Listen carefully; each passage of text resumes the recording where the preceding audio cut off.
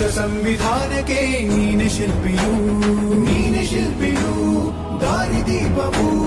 ನೀನೆ ಕಲಿಸಿಕೊಟ್ಟೆ ಸಮಾನತೆಯನು ಏಕತೆಯನು ರಾಷ್ಟ್ರ ಸಂವಿಧಾನಕ್ಕೆ ನೀನೆ ಶಿಲ್ಪಿಯು ನೀನೆ ಕಲಿಸಿಕೊಟ್ಟೆ ಸಮಾನತೆಯನು ನಿನ್ನ ಲೇಖನಿಯ ಬರಹ ದೇಶ ಗರ್ಜನೆ ಒಂದು ಮಾತು ಕೂಡ ಭೀಮ ಗರ್ಜನೆ ನಾಯಕ ನೀನು ಭೀಮರ ಮಹಾನಾಯಕ ನೀನು ಭೀಮರ ನಾಯಕ ನೀನು ಭೀಮರ ಮಹಾನಾಯಕ ನೀನು ಭೀಮರ ನೊಂದ ಜನರಿಗೆ